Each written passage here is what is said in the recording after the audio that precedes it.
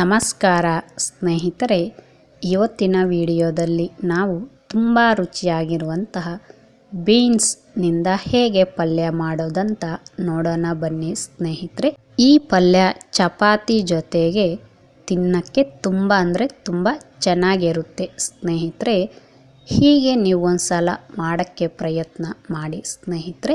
ನಮ್ಮ ವಿಡಿಯೋಸ್ ನಿಮಗೆ ಇಷ್ಟ ಆದಲ್ಲಿ ಲೈಕ್ ಮಾಡಿ, ಕಾಮೆಂಟ್ ಮಾಡಿ, ಶೇರ್ ಮಾಡಿ ಸ್ನೇಹಿತರೆ. ಸಬ್ಸ್ಕ್ರೈಬ್ ಮಾಡಿಕೊಂಡು ನಮಗೆ ಸಪೋರ್ಟ್ ಕೊಡಿ. ಬೀನ್ಸ್ ಪಲ್ಯ ಮಾಡೋಕ್ಕೆ ಬೇಕಾಗುವ ಪದಾರ್ಥಗಳು ಸ್ನೇಹಿತರೆ, 1/4 kgಯಷ್ಟು ಬೀನ್ಸ್ ತಗೊಂಡು ತೊಳೆದು ಇಟ್ಕೊಂಡಿದ್ದೀನಿ ಸ್ನೇಹಿತರೆ. ಬೀನ್ಸನ್ನು ಆ ಕಡೆ ಈ ಕಡೆ ಸ್ವಲ್ಪ ಮುರಿದು ಇಟ್ಕೋಬೇಕು ಸ್ನೇಹಿತರೆ. 1/4 ಕಪ್ನಷ್ಟು ಶೇಂಗದ ಬೀಜ, 1 ಸ್ಪೂನ್ ಖಾರದ ಪುಡಿ, ರುಚಿಗೆ ತಕ್ಕ ಉಪ್ಪು, 3 ಬೆಳ್ಳುಳ್ಳಿ ಸೀಳನ್ನು ತಗೊಂಡಿದ್ದೀನಿ ಸ್ನೇಹಿತರೆ. ಇನ್ನು ಒಗ್ಗರಣೆಗೆ ಕರಿಬೇವು, ಸಾಸಿವೆ, ಜೀರಿಗೆ, ಕಟ್ ಮಾಡಿಕೊಂಡಿರುವ 1 ಈರುಳ್ಳಿ, 2 ಹಸಿ ಮೆಣಸಿನ್ಕಾಯಿಯನ್ನು ಉದ್ದವಾಗಿ ಕಟ್ ಮಾಡಿದ್ದೀನಿ ಸ್ನೇಹಿತರೆ. ನಂತರ ಸ್ವಲ್ಪ ಕೊತ್ತಂಬರಿ ಸೊಪ್ಪು ತಗೋಬೇಕು. ನಾವು ತಗೊಂಡಿರುವ ಬೀನ್ಸನ್ನು ಕಟ್ ಮಾಡ್ಕೋಬೇಕು ಸ್ನೇಹಿತರೆ. ಎಷ್ಟು ಸಣ್ಣಕ್ಕೆ ಕಟ್ ಮಾಡಿಕೊಂಡ್ರೆ ಅಷ್ಟು ರುಚಿಯಾಗಿರುತ್ತೆ ಪಲ್ಯ. ನೋಡಿ ಸ್ನೇಹಿತರೆ, ಈ ಥರ ನಾನು ಕಟ್ ಮಾಡಿ ಇಟ್ಕೊಂಡಿದ್ದೀನಿ.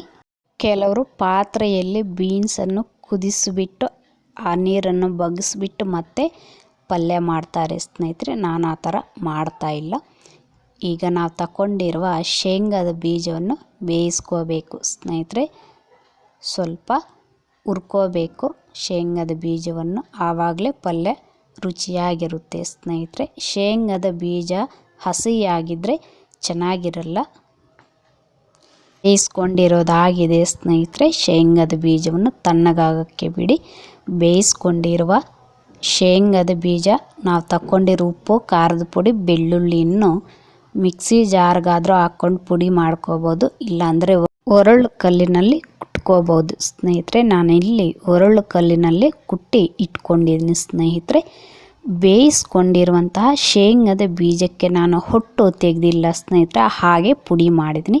ನೀವು ಬೇಕಾದರೆ ಹೊಟ್ಟು ತೆಗಿಬೋದು ಸ್ನೇಹಿತರೆ. ಈಗ ಒಗ್ಗರಣೆ ಹಾಕ್ಕೋಬೇಕು ಸ್ನೇಹಿತರೆ. ಬಿಸಿಯಾದ ಎಣ್ಣೆಗೆ ನಾವು ಕಟ್ ಮಾಡಿಕೊಂಡಿರುವ ಈರುಳ್ಳಿ, ಹಸಿ ಮೆಣಸಿನ್ಕಾಯಿ, ಕರಿಬೇವು, ಸಾಸಿವೆ, ಜೀರಿಗೆ ಸೇರಿಸ್ಕೊಂಡು ಈ ಥರ ಈರುಳ್ಳಿ ಸ್ವಲ್ಪ ಮೆತ್ತಗೆ ಆಗೋ ತನಕ ನಾವು ಬೇಯಿಸ್ಕೋಬೇಕು ಸ್ನೇಹಿತರೆ.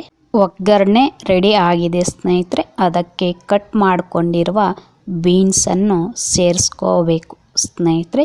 ತುಂಬ ಸಿಂಪಲ್ಲಾಗಿ ಮಾಡ್ಬೋದು ಸ್ನೇಹಿತರೆ ಈ ಥರ ಪಲ್ಯ. ಕೇವಲ 10 ನಿಮಿಷದಲ್ಲಿ ಪಲ್ಯ ರೆಡಿ ಆಗೋಗುತ್ತೆ.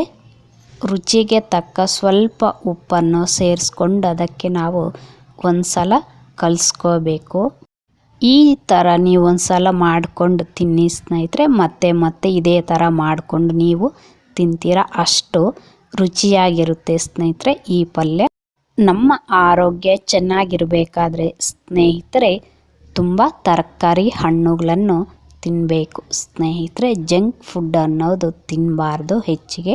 ಈಗ ಬೀನ್ಸ್ ಕುದಿಯೋಕ್ಕೆ ಬಿಡಿ ಸ್ನೇಹಿತರೆ. ಮುಚ್ಚಳವನ್ನು ಮುಚ್ಚಿ ನೋಡಿ ಸ್ನೇಹಿತರೆ, ಈ ಒಗ್ಗರಣೆಯ ಆವಿಯಲ್ಲೇ ನಾವು ಬೀನ್ಸನ್ನು ಕುದಿಸ್ಕೋಬೇಕು ಸ್ನೇಹಿತರೆ. ಈಗಿನ ಕಾಲದಲ್ಲಿ ಸ್ನೇಹಿತರೆ ಯಾರ ಕೈಯಲ್ಲಿ ಆರೋಗ್ಯ ಇರುತ್ತೋ ಅವರೇ ನಿಜವಾದ ಶ್ರೀಮಂತರು ಸ್ನೇಹಿತರೆ. ನಾವು ಸಾಧ್ಯವಾದಷ್ಟು ಮನೆಯಲ್ಲೇ ಅಡುಗೆ ಮಾಡಿಕೊಂಡು ತಿನ್ನಬೇಕು ಸ್ನೇಹಿತರೆ.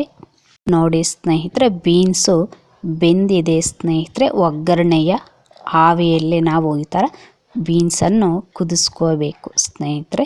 ಬೀನ್ಸ್ ಪಲ್ಯ ರೆಡಿ ಆಯಿತು ಸ್ನೇಹಿತರೆ. ಇನ್ನು ಕೊನೆಯದಾಗಿ ನಾವು ಕುಟ್ಕೊಂಡಿರುವಂತಹ ಶೇಂಗದ ಪುಡಿಯನ್ನು ಒಗ್ಗರಣೆಗೆ ಸೇರಿಸ್ಕೋಬೇಕು ಸ್ನೇಹಿತರೆ. ಈ ಶೇಂಗದ ಪುಡಿ ಹಾಕೋದ್ರಿಂದ ಪಲ್ಯಕ್ಕೆ ತುಂಬ ರುಚಿ ಬರುತ್ತೆ ಸ್ನೇಹಿತರೆ. ನಮ್ಮ ಕಡೆ ಹೆಚ್ಚಿಗೆ ನಾವು ಇದೇ ಥರ ಮಾಡ್ತೀವಿ ಸ್ನೇಹಿತರೆ. ಕ್ಯಾರೆಟು, ಬೀಟ್ರೂಟು, ಬೀನ್ಸು ಇವೆಲ್ಲವನ್ನು ನಾವು ಇದೇ ಥರ ನಾವು ಪಲ್ಯ ಮಾಡಿಕೊಂಡು ತಿಂತೀವಿ. ಶೇಂಗದ ಪುಡಿ, ಬೀನ್ಸ್ ಚೆನ್ನಾಗಿ ಮಿಕ್ಸ್ ಆಗೋ ಥರ ನಾವು ಕಲಿಸ್ಕೋಬೇಕು ಸ್ನೇಹಿತರೆ. ಈ ಪಲ್ಯ ಮಾಡುವ ವಿಧಾನ ಸ್ನೇಹಿತರೆ ನಿಮಗೆ ಇಷ್ಟ ಆದಲ್ಲಿ ಒಂದು ಲೈಕ್ ಕೊಡಿ ಸ್ನೇಹಿತರೆ ನಮಗೂ ತುಂಬ ಸಂತೋಷ ಆಗುತ್ತೆ. ಯಾಕಂದರೆ ಕಷ್ಟಪಟ್ಟು ವಿಡಿಯೋಗಳನ್ನು ಮಾಡ್ತಾಯಿದ್ದೀನಿ ಸ್ನೇಹಿತರೆ. ಅದಕ್ಕಾಗಿ ಎರಡು ನಿಮಿಷ ಕೊನೆಯದಾಗಿ ಮುಚ್ಚಳವನ್ನು ಮುಚ್ಚಿ ಸ್ನೇಹಿತರೆ ನಾವು ಮಾಡಿದಂತಹ ಬೀನ್ಸ್ ಪಲ್ಯ ರೆಡಿ ಆಯಿತು ಸ್ನೇಹಿತರೆ. ಕೊತ್ತಂಬರಿ ಸೊಪ್ಪನ್ನು ಸೇರಿಸ್ಕೊಂಡು ಒಂದು ಸಲ ಕಳಿಸ್ಕೊಂಡ್ರೆ ರೆಡಿ ಆಯಿತು ನಾವು ಮಾಡಿದಂತಹ ಬೀನ್ಸ್ ಪಲ್ಯ. ಇದೇ ಥರ ನೀವು ಸಹ ಮಾಡಿ ತಿನ್ನಿ ಸ್ನೇಹಿತರೆ. ಹೇಗೆ ಬಂತು ಅಂತ ಒಂದು ಕಾಮೆಂಟ್ ಮಾಡಿ ಸ್ನೇಹಿತರೆ. ಇದು ಸ್ನೇಹಿತರೆ ಇವತ್ತಿನ ವಿಡಿಯೋ. ಈ ವಿಡಿಯೋವನ್ನು ನೋಡಿದ್ದಕ್ಕಾಗಿ ಎಲ್ಲರಿಗೂ ತುಂಬ ಅಂದರೆ ತುಂಬ ಧನ್ಯವಾದಗಳು ಸ್ನೇಹಿತರೆ. ನಿಮ್ಮ ಸಪೋರ್ಟ್ ನಮಗೆ ಹೀಗೆ ಇರಲಿ ಸ್ನೇಹಿತರೆ. ಮತ್ತೊಂದು ವಿಡಿಯೋದೊಂದಿಗೆ ನಾವು ಭೇಟಿ ಆಗೋಣ ಸ್ನೇಹಿತರೆ. ಧನ್ಯವಾದಗಳು ಎಲ್ಲರಿಗೂ ಈ ವಿಡಿಯೋ ನೋಡಿದ್ದಕ್ಕಾಗಿ.